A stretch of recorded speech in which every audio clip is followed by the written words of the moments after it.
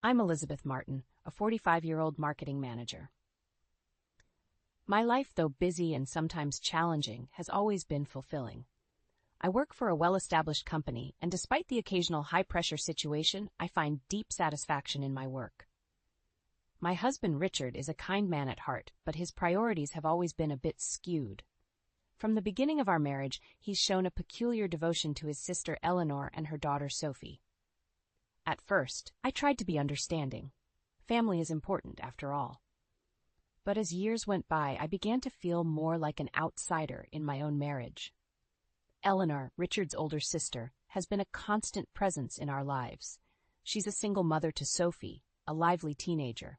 Richard often involves them in our plans, sometimes even prioritizing their needs over ours.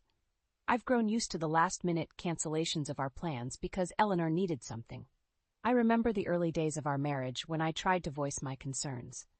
Richard would listen, but his actions never changed. I gradually stopped complaining, realizing it was a battle I couldn't win. In a way, I empathized with Richard's sense of obligation. Eleanor had supported him financially during his college years, a fact he often recounted with a mix of gratitude and guilt. Eleanor's story was no fairy tale either. She married young, but soon found herself in a difficult marriage. Her husband, more interested in his career, wanted her to be a stay-at-home mom. When she finally divorced, her financial situation became strained. Richard stepped in as the supportive brother, something I initially admired.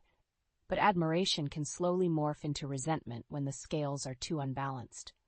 Our life together was peaceful, yet I often felt alone. Richard's idea of a weekend well spent involved dining out with Eleanor and Sophie, leaving me behind with my thoughts and a quiet house. The turning point came 3 months ago. Richard approached me one evening with a grave look on his face. "Eleanor's getting a divorce," he said, his voice laced with concern. "She's decided to keep custody of Sophie." I knew Eleanor's marriage was rocky, but the news still caught me off guard. Eleanor, with her sharp tongue and haughty attitude, was difficult for me to be around. I recalled our first meeting at Richard's family home, where she had openly mocked my appearance and taste. No one, not even Richard, had come to my defense. Richard's next words were like a punch to the gut. "I'm going to be spending more time at their place," he announced. "Unlike you, Eleanor is delicate. She needs me." His words stung, but I swallowed my pride and simply nodded. Arguing would only push him further into Eleanor's arms. "Take care," I said, forcing a smile as he left. His absence grew more noticeable. Weekends became a solo affair, and even weekdays were spent alone. I'd return from work to an empty, dark home. The loneliness was suffocating. Then, one day, Richard was unexpectedly at home when I arrived, but the atmosphere was anything but welcoming. "You haven't given Eleanor a housewarming gift yet," he accused. "You're getting a bonus soon, right? Buy her something nice, like a designer bag." I was stunned. "Why should I be the one to give a gift? Why don't you do it, Richard?" I asked, trying to keep my voice steady. He became irate, lecturing me on family values and obligations. The conversation left me emotionally drained and deeply hurt. Richard's family seemed to be his only priority, and I was merely an afterthought. A few days later, my phone rang. It was Eleanor. "You heard from Richard, didn't you?" "It's normal to give a housewarming gift," she said, her tone entitled. I couldn't hold back. "You never gave us a wedding gift," I countered. "Not even a congratulations." Her response was cold. "You're Richard's wife. You're supposed to honor me, not the other way around." Her audacity left me speechless. In all my years with Richard, I had never felt so disrespected. It was a wake-up call. I realized that I deserved better, that I couldn't spend the rest of my life in the shadows of someone else's family. That night, as I lay in bed, a plan began to form in my mind. It was time for a change. It was time for me to step out of the shadows and into the light. As the sun peeked through the blinds the next morning, I felt a new sense of determination. Over breakfast, Richard, oblivious to my inner turmoil, talked about his plans to help Eleanor move into her new apartment. I listened, nodding where appropriate, but my mind was elsewhere. Later that day at work, I couldn't shake off the feeling of discontent. My job, which had always been a source of pride and joy, now felt like the only aspect of my life where I had any control. I wondered how I had allowed myself to become so marginal in my own marriage. That evening, Richard didn't come home. It wasn't unusual anymore. I sat alone in the living room, the TV chattering in the background, providing a semblance of company. I realized that this emptiness had become my norm, a stark contrast to the lively, love-filled home I had once envisioned. Weeks passed in a similar pattern. Richard's visits home became more sporadic, and when he was home, his mind seemed elsewhere. Our conversations, once filled with shared dreams and laughter, were now reduced to logistical exchanges. One day, I returned home earlier than usual to find Richard waiting for me. He had a strange look in his eyes, a mix of guilt and something else I couldn't quite place. "Elizabeth, there's something I need to tell you," he began hesitantly. My heart raced, anticipating more bad news. Eleanor's divorce has taken a toll on her. She's struggling to cope, and I think we should help her more, he said. I felt a sense of déjà vu, another request to put his sister's needs above our own. "What do you mean by help her more?" I asked, trying to keep my voice calm. Richard took a deep breath. "I think Eleanor and Sophie should move in with us for a while. Our house is bigger, and they need the support." I was speechless. The idea of Eleanor and Sophie, with their entitled attitudes, living in our home was unthinkable. Yet I knew arguing would be futile. Richard had made up his mind, and my opinion seemed irrelevant. That night, I lay awake, staring at the ceiling. The thought of sharing my home with Eleanor and Sophie filled me with dread. It wasn't just about the invasion of my space, it was a symbol of how little my feelings mattered in this marriage. The following week, movers arrived with boxes of Eleanor and Sophie's belongings. I watched as my home transformed into a storage unit for their lives. Each box that entered felt like another piece of my sanctuary being taken away. As the movers left, I sat amidst the clutter, feeling more alone than ever. It was clear that Richard's family would always come first, and I was just a bystander in my own life. It was then that I realized I couldn't live like this anymore. I needed to make a change, for my own sanity and happiness. I had to find the courage to step out of the shadow of Richard's family and reclaim my life. As I pondered my next steps, I knew one thing for sure. I couldn't continue living in a home that no longer felt like mine. I needed to find a place where I could be myself, free from the burden of being the unacknowledged partner in my own marriage. In the days that followed, the atmosphere in our house shifted dramatically. Eleanor and Sophie's presence was overwhelming, their personalities and habits encroaching on every aspect of my once peaceful home. Richard seemed more distant than ever, his attention fully consumed by his sister and niece. I started spending more time at work, often staying late to avoid returning to a house that no longer felt like mine. My colleagues noticed the change in my demeanor, but I brushed off their concerns with a smile and a shrug. Inside, I felt a growing sense of despair. One evening, as I finally mustered the courage to return home, I found Richard waiting for me, a stern look on his face.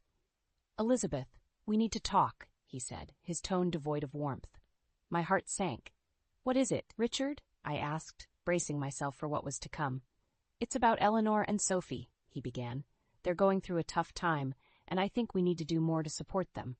I felt a flash of anger. "More?" I echoed incredulously. "Richard, they've already taken over our home. What more do you expect from me?" He frowned, his patience wearing thin. "I expect you to be a part of this family, Elizabeth. That means supporting each other, no matter what." I couldn't believe what I was hearing.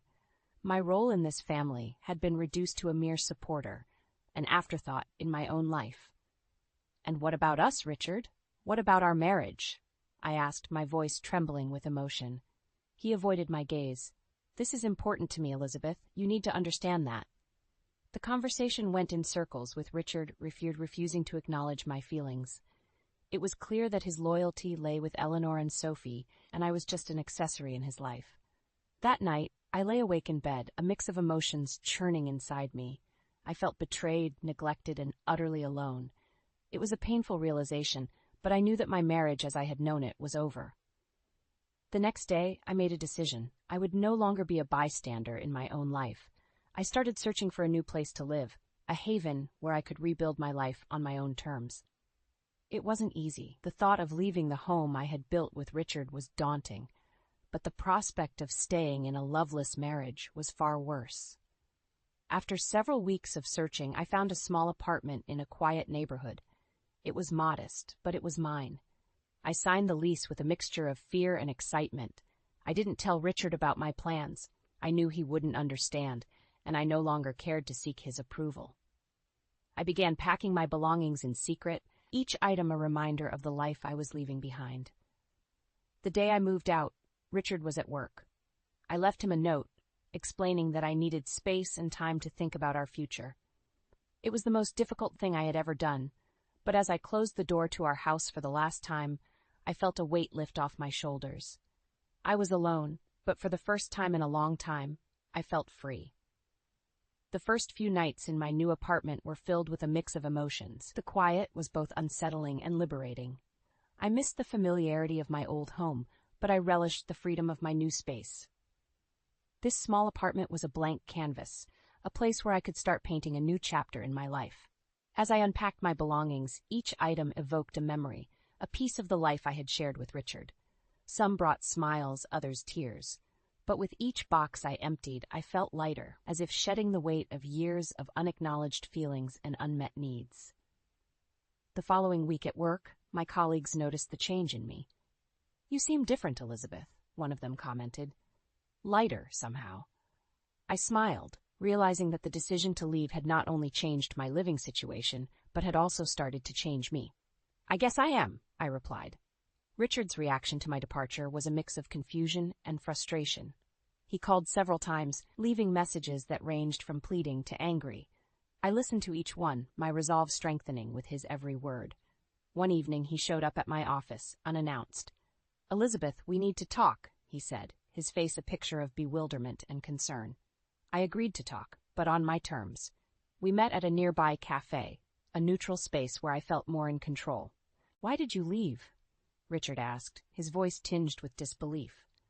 "I needed space, Richard," I replied calmly. "Space to think, to breathe, to be myself." He struggled to understand, his mind still entangled in the obligations to his sister and niece.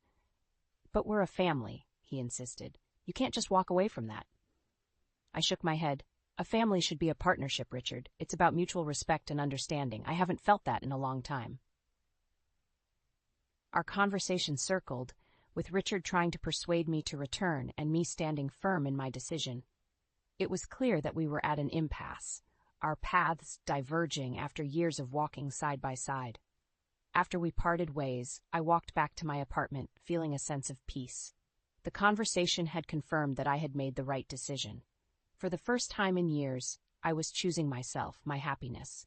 The days turned into weeks, and slowly, my new apartment began to feel like home.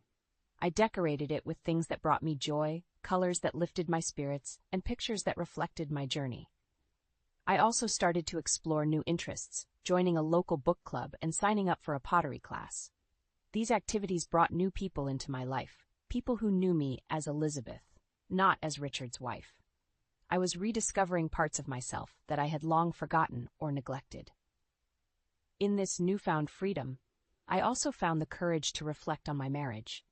I acknowledged the good times we had shared, but I also faced the painful truth of how unbalanced it had become. It was a bittersweet realization, but it was essential for my growth. As I lay in bed one night, listening to the soft hum of the city outside my window, I felt a profound sense of gratitude. Grateful for the courage to make a change, grateful for the lessons learned, and most of all, grateful for the chance to rediscover myself. The autonomy of living on my own brought a clarity I hadn't realized I was missing. Each day, I grew more comfortable with my decision, feeling more like the protagonist in my life story, rather than a supporting character in someone else's. However, this new chapter was not without its challenges. A couple of months into my solo journey, I received a call that would once again shift the course of my life. It was from a private investigator I had discreetly hired after moving out, prompted by a nagging suspicion about Richard's increasingly odd behavior and absences. The investigator's findings were a harsh blow. Richard had been having an affair. The revelation was both shocking and oddly liberating. It explained so much of his recent behavior, the distance, the preoccupation. The pieces of a puzzle I didn't know I was assembling suddenly fell into place. Armed with this information, I confronted Richard. He was stunned, unprepared for my newfound assertiveness and the evidence I presented. His apologies and excuses fell on deaf ears. The betrayal was the final nail in the coffin of our marriage. I initiated the divorce proceedings, a process that was both painful and empowering. The legalities were complex, but I navigated them with a newfound resolve, fueled by the desire to close this chapter of my life. Richard's reaction to the divorce ranged from disbelief to anger, and finally, the revelation of his affair had consequences beyond our marriage. It affected his reputation, his relationships with friends and family, and most significantly, his relationship with Eleanor and Sophie. Eleanor and Sophie's reaction to the news was a mixture of shock and denial.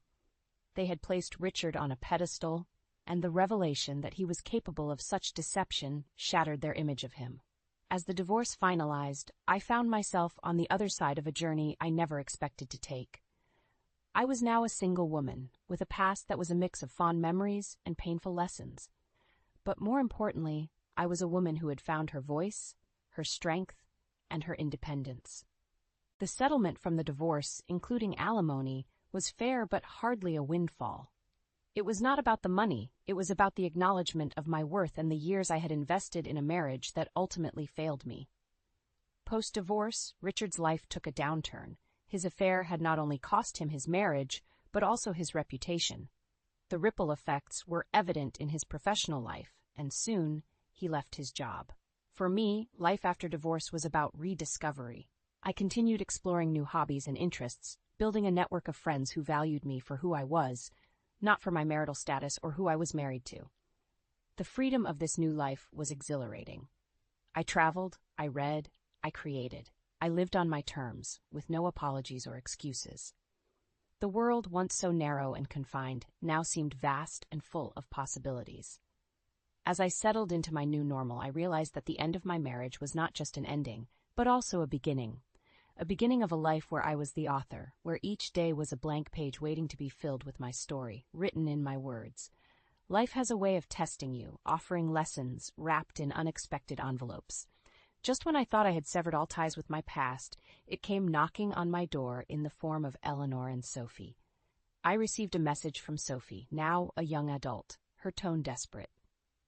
"Aunt Elizabeth, we need your help. Things have been really tough since you left." I paused upon reading it, a whirlwind of emotions overtaking me. Part of me felt obliged to respond, to offer some assistance, but another part, the part that had fought so hard to establish boundaries and to gain self-respect, resisted. It took some time and self-reflection, but I decided not to reply to Sophie's message. This was their battle to fight, not mine. I had already spent too many years sacrificing my own well-being for the sake of Richard and his family. Eleanor also reached out, her voice laced with the same haughty tone that had always made me bristle. "Elizabeth, we're in a real bind here. I never thought I'd have to ask, but we need financial help." I could hardly believe it. After everything that had transpired, Eleanor still expected me to come to their rescue. It was a stark reminder of the dynamic that had existed in our relationships for all those years. My decision stood firm. "Eleanor, I wish you and Sophie well, but I cannot help you," I said as calmly as I could.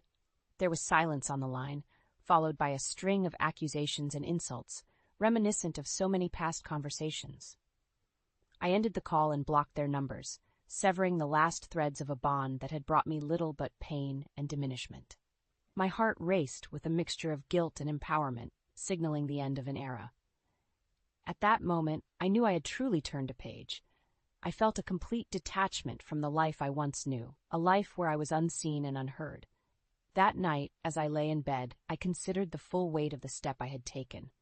There was a profound sense of finality in my refusal, a clear line drawn between my past and my present. In the silence of my apartment, I pondered the journey that had led me to this point. There was a haunting loneliness in recognizing that I was now entirely on my own, that the family I had once been part of, for better or worse, was now nothing but a part of my history. Yet, with the loneliness came a powerful realization of my strength and independence. I no longer needed the approval or validation of others to feel worthy. I was my own person, standing on my own ground, guided by my own principles and desires. The next morning I awoke with a newfound sense of peace. I had faced my past head-on, and in doing so, I had found a deeper sense of self. It was a freedom born not just from my new life, but from the recognition of my inner resilience and the courage to uphold my boundaries. The dawn of each new day greeted me with a promise, a whisper of the untold possibilities that lay ahead. My journey, marked by turmoil and triumph, had led me to embrace solitude, not as a burden but as a companion. With each sunrise, I grew more attuned to the rhythms of my own heart, my life now a melody composed of my choices and desires. In the solitude of my new chapter, I sought a friend, a non-judgmental companion to share the quiet moments that bookended my days of self-discovery. The idea of adopting a dog began as a whisper in my mind, a gentle nudge that grew louder with time. One brisk Saturday morning, I walked into the local animal shelter, a sense of mission guiding my steps. The cacophony of barks and whimpers could have been overwhelming, but instead, it felt like a chorus of hope of second chances. My gaze met a pair of soulful brown eyes belonging to a middle-aged beagle mix with an earnest expression. He wagged his tail tentatively, as if unsure of his place in the world, much like I had been. It was a connection that needed no words. I knew he was the one. I named him Max, and together we embarked on the next leg of our journey, both of us seeking love and acceptance in a new beginning. In the company of Max, my home, once a silent space, filled with the soft patter of paws and the comforting presence of another beating heart. Our walks became a meditative ritual, a time to reflect on the path traveled and to revel in the simple joy of being alive, of being free. Looking back, the road I had traveled seemed intricately woven with pain and purpose. I often pondered on the lessons learned, the tears shed, and the laughter echoed in the corridors of time. Above all, I had learned the paramount importance of self-care and independence, the foundations upon which my new life was built. Freedom had been a costly pursuit, both emotionally and financially, but its rewards were immeasurable. I no longer saw myself through the lens of others, but rather through my own understanding of who I was and who I wanted to be. Some nights, Max and I would sit by the window, watching the stars twinkle in the vast canvas of the sky. In those moments of quiet companionship, I realized that while the future was unwritten, I approached it not with trepidation, but with curiosity and a sense of adventure. I had indeed come a long way, from the unacknowledged partner to a woman of resilience and substance. My journey bore witness to the metamorphosis of a soul from the shackles of neglect to the wings of autonomy. As I pen down these final words, the chapter of my rebirth draws to a close. Yet, the story of Elizabeth Martin is far from over. With Max by my side and a heart open to life's infinite tapestry, I step forward, a weaver of my own destiny.